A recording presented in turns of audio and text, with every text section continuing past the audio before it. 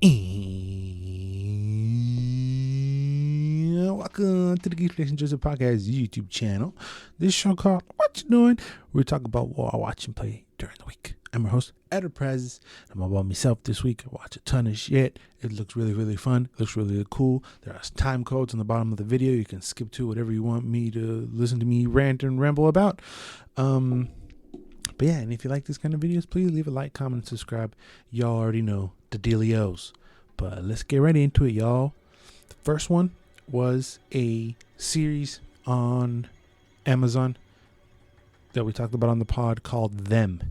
And it's about a black family that moves into an all-white Los Angeles neighborhood where malevolent forces next door and otherworldly threaten to taunt, ravage, and destroy them. I was very creeped out kind of by the trailer on this. There's a very creepy guy towards the end. But basically this black family moves into Compton, which I didn't know. If you hear the word Compton now, the city of Los Angeles, you hear Compton, you think, rap, you think NWA, you think predominantly black neighborhood. I was unaware that in the 1950s, it was all white people. And they, so what happened was in the 1950s, African Americans left the South to go west in hopes to escape Jim Crow and find other jobs because they were selling LA as the new promised land, come and make money for your families and all that. So that's where this show takes place. The black family moves in, and then you got the whole neighborhood of the whole little cul-de-sac of Karens trying to get them out. There's the main Karen. Her name is, we've seen her before. Allison Pill. She plays Betty. She plays a very good Karen. Like, the show is riddled with subtle and not so subtle racism, just to try to get this poor family out of this cul-de-sac, out of this town, because they want to keep it white. I couldn't look any whiter right now. Goddamn. But there's also some spookiness and some haunted things mixed into the show that are affecting the family directly, that are affecting each member of the family differently. So there's two young girls, or a little girl, and then there's an she has an older sister, and then you have the mom and the dad.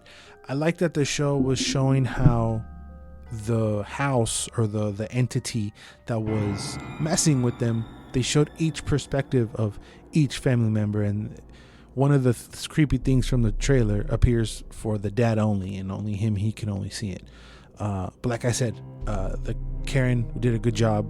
Like, is there's a lot of also like jarring imagery. They burn N-word on their lawn. They had a bunch of little dolls hanging on news all over the lawn. Like, I clutched my pearls for that one.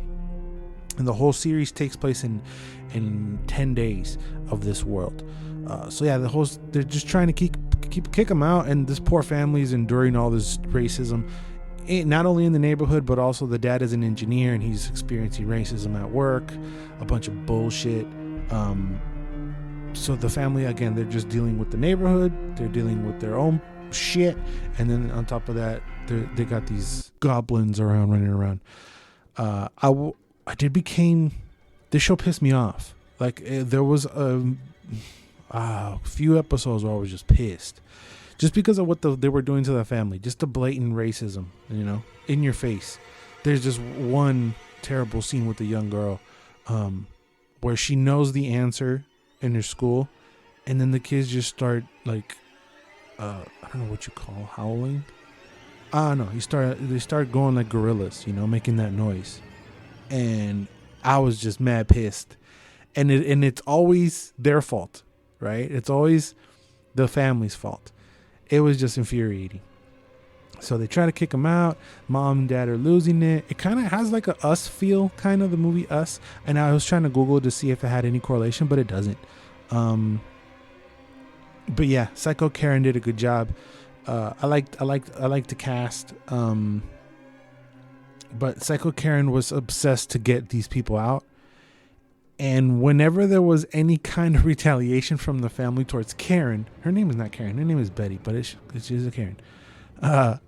She would be offended. This show's infuriating. Like, she in the very beginning, the whole cul-de-sac are like in front of their house, just staring in their house. They brought out lawn chairs to sit in front of their house and just to stare at them, as if it was some kind of fucking zoo or something. And then when the mom flips out and yells at them, they're all like, oh, look at them. Well, bitch, you're staring at them like they were fucking caged animals. What's wrong with you? And that's literally, there's a bunch of lines where they're like, they call them pets. Oh, it's terrible. It was infuriating. That shit pissed me off. And every time they would retaliate, Karen would be like, oh, could you believe what she did? Bitch, you wrote N-word on her fucking driveway. What do you mean? Anyway, this show pissed me off. It does get a little weird with the spooky stuff towards the end, but they did dedicate one episode to explain the spooky stuff. So that was kind of cool. It was greenlit for a second season, but the series it's an anthology. So whatever the second season is, whether or not it touches upon racism or whatever, it'll be a different story. I don't think there'll be a whole lot of follow up towards this specific story, which I'm a little bummed. It was okay. I think it was how many episodes? I think it was 10 episodios. Yeah, 10 episodes. They're around 40 to 50 minutes long. It's a good watch. It was just infuriating to see all that they were doing with the family. MVPs all around. Something that doesn't deserve MVPs whatsoever at all is the next film that I watched from Netflix. It's The Woman in the Window. It stars Amy Adams, Gary Oldman, Anthony Mackie. There's actually a little Captain in the Winter Soldier reunion going on with Anthony Mackie and Wyatt Russell. Brian Tyree Henry is also in here. A very fun cast, right? But the story is that an agoraphobic woman living alone in New York begins spying on her new neighbors, only to witness a disturbing act of violence. So Amy Adams is the woman that we're talking about. This is I know a few people who are acting like that with the Ronas, not wanting to go outside. Agoraphobic is someone who fears the outside and all the interactions with the outside world. So there were a few scenes where she was literally trying to walk outside and she would pass out, right? I mentioned this when we talked about it on the trailer on the pod. It reminded me of Rear Window, and I'd never seen Rear Window. Rear Window is a Alfred Hitchcock movie, pretty famous, one of the good ones. Where it was a similar thing of a reporter he's injured and he's basically quarantined in his room in this different little neighborhood, and he's got a camera and he's looking into all these different houses, and that's how he's entertaining himself, and he witnesses something happen and they start to investigate and stuff starts to unravel. This is the same thing with The Woman in the Window. She starts to descend into madness because she thinks she sees something in the way it's shot. It makes you feel everything is happening, but then the other explanation, and then it's just way too convoluted. It's the same exact plot, almost the same exact kind of ending. The switcheroo is the same. It's very similar. It's a different take on it. They just didn't call it Rear Window. I don't know if it's like a remake or whatnot. I don't think it was, because it would have been mentioned. Even though that in the movie, The Woman in the Window, the Amy Adams one, there were some frames of the other movie that kind of like a shout out, right? Like she's watching old movies, right? And I think she's like a poster or something, and you get to see, I think it was Rear Window what she was watching. But because I had not seen Rear Window, after watching this, it just didn't scratch the itch I wanted from this movie. So I went to go see. I didn't went to, but I went over to go see Rear Window. That was way better. And they were talking about a movie in the 50s, I think. I don't know. I don't want to Google. But yeah, this one's, you can pass on this one. It just feels too they always make it 20 times more complicated. Like the plot is exactly the same, right? Let's just say exactly the same. But in this one, the woman in the window, they add so much stuff that doesn't really add to the whole overarching story of her drinking and pills and the descending into madness. And she swears she saw that. And this other one is just a guy who is being driven mad by what he's seen, and he can't physically do anything about it. They don't touch upon anything about how he's drinking or any other pills or any of the other thing, right? And there's other people on this side that help him get involved in whatever. And Alfred Hitchcock, it's just so many subtleties. Like I like, and Rear Window, I don't know, I'm ranting, but fuck it. In Rear Window, there's like no score, but in their neighborhood, there's a pianist and a musician, and he's playing the whole time. So whatever he's playing, it's matching what's going on the screen, and it could be, 11 o'clock at night, but that fool's practicing and it's going with what you're watching. It was that was the little subtleties like that. That shit was crazy. Rear Window is dope. If you haven't seen it, skip on this one. It wasn't good. Amy Adams is a good actress, but it was just too convoluted and it was too much. I felt like it was too much. If I'd seen Rear Window first, I'd probably be more pissed. But I saw it after, so I mean, it wasn't boring. It was okay. It was just not one y'all should like run out to go see. It's a little under 2 hours too, and it was kind of slow. It just got convoluted and weird. So I would pass on that retroactively. Instead, y'all should go give a shot to the Angeliners movie, Those Who Wish Me Dead. This was on HBO Max. It's about a teenager murder witness finds himself pursued by twin assassins in the Montana wilderness, with a survival expert tasked with protecting him, and a forest fire threatened to consume them all. I did not know there were twins. That I don't know, why would they say that? It's a twins. She don't need what? It's Littlefinger and pinche Beast Boy. ¿Cómo se llama este güey? Nicholas Hoult. What are you talking about? Anyway, this cast is pretty cool. We got Angeliners. We got Finn Little, who plays the little boy. John Bernthal, who he's creeping up to becoming like my favorite stuff. He's dope. Aidan Gillen, a.k.a. Littlefinger. Nicholas Hoult. Jake Weber. Tyler Perry. And I don't recognize anybody else, and I apologize. So yeah, the kid's father is tied up with bad things, and they get him. And then he's running away, and Angelina gets him, and they set off a forest fire to like get him out of there, trying to get the little boy. Very simple plot, nothing too crazy. Again, they did the same thing that don't really need to explain, with showing me past trauma of Angelina, like she had super duper terrible past trauma. That's why she can't do this one thing. I don't know why movies feel the need to over explain stuff. I don't need to know that, she couldn't say, and this is fairly early in the movie, she couldn't save these two boys. So now she has all this trauma, and now she feels super protective over this kid. I didn't need that backstory. It's just Angelina running away from fire and shooting guys and fighting guys, and there was more action than I thought there was going to be. That little boy can act his ass off.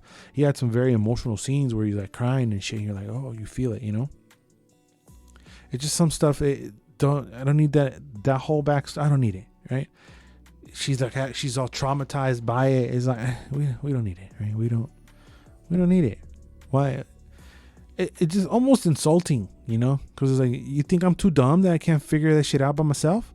You're right, I'm dumb, but I'm pretty sure I can piece it up together. I don't need you to sugarcoat it and like hit me over the head with they showed the same scene 2 or 3 times to get it. Like, Angelina is traumatized by the fact that she couldn't save these little boys, and then again, and I'm like, okay. All right, I get it. Those things just kind of irk me. Just let me figure out by myself.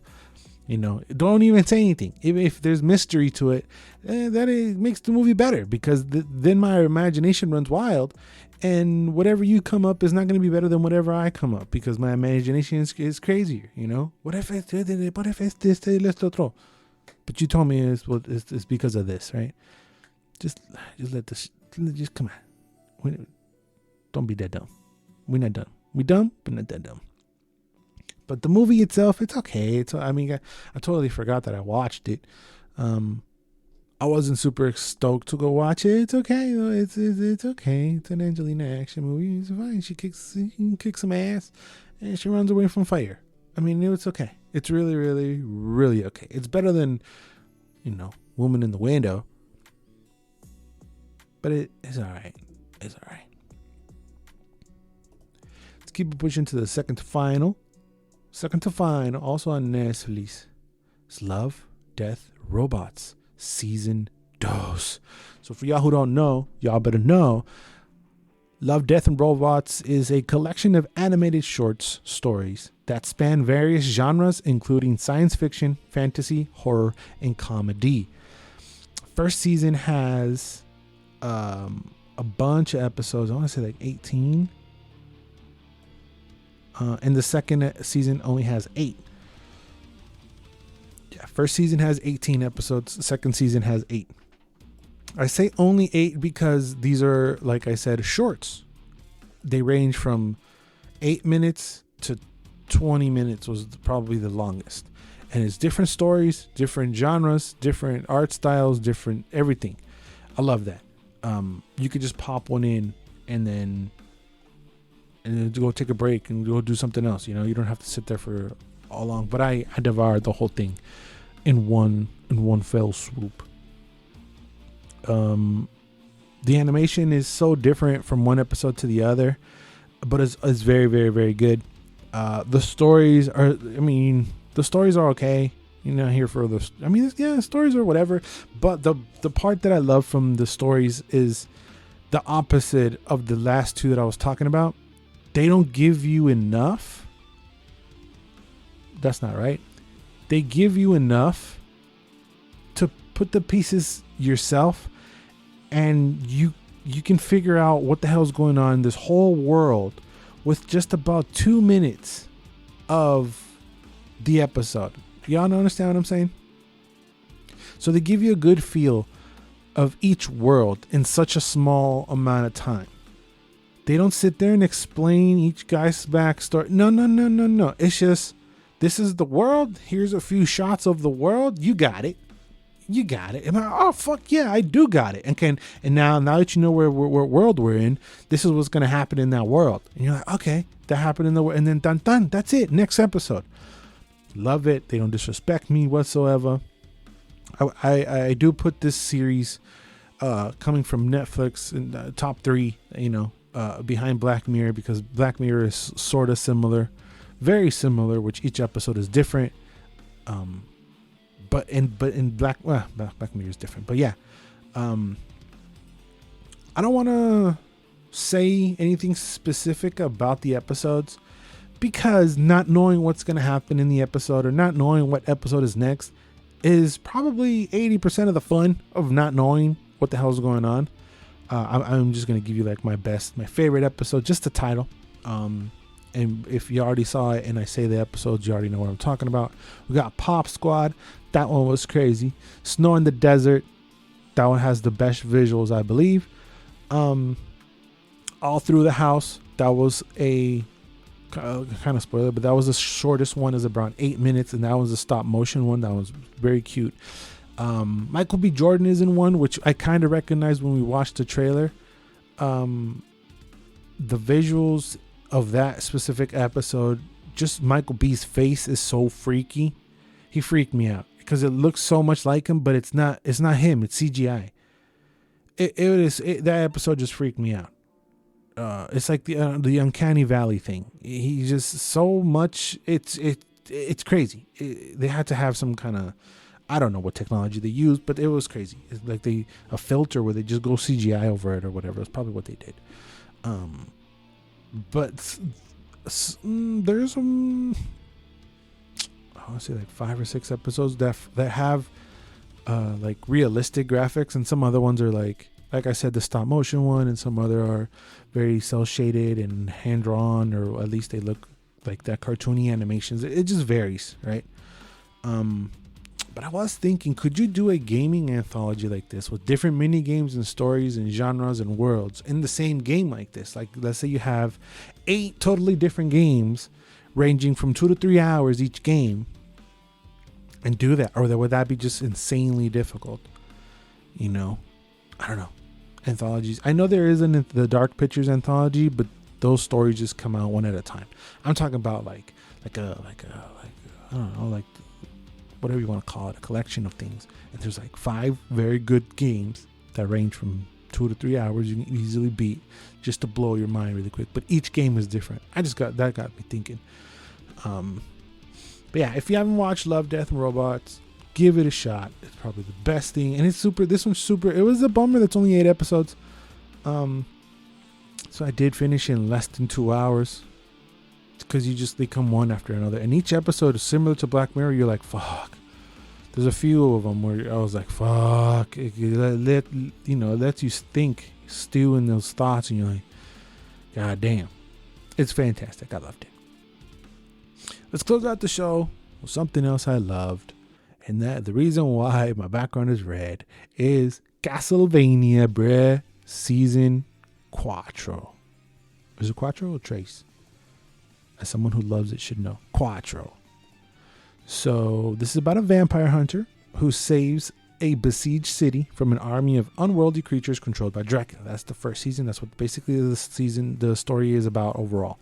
But this season, because spoiler alerts for the past season, they get rid of Dracula. In this whole season, they're just killing people who are trying to reemerge and try to rebirth and try to get Dracula back into this world. Animation is...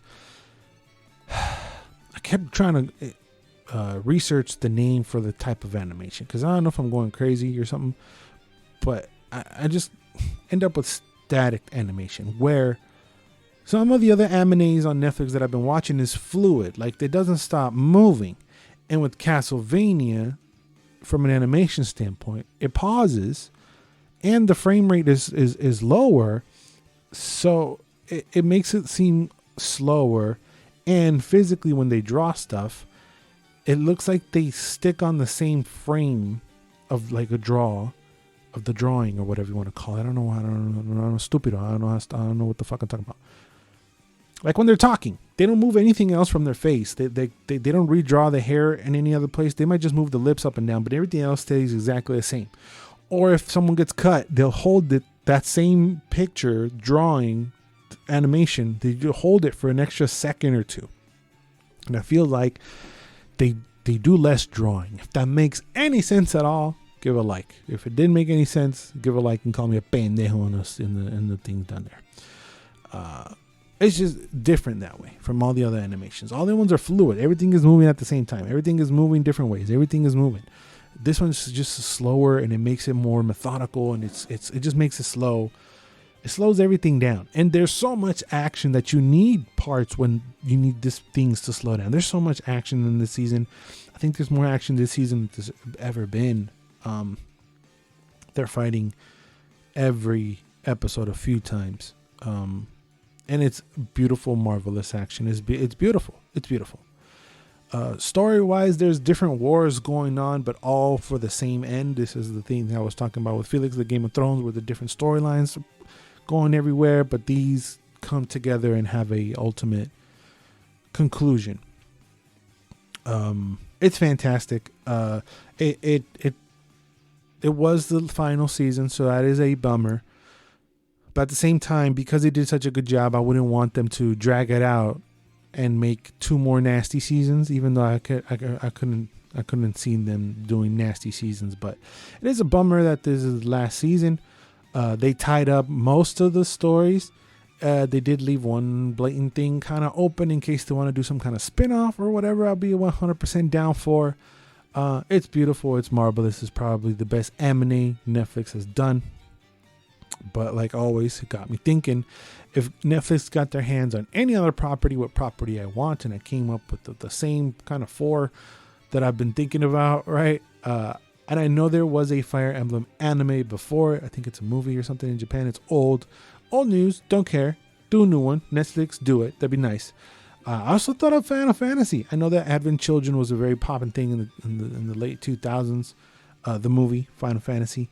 But an anime style like this would be very dope. God of War as well. And I want to send this question up to Netflix. Yo, where the Cuphead show at, dog? I understand Rona, but you said it was coming March last year, and then y'all say nothing there.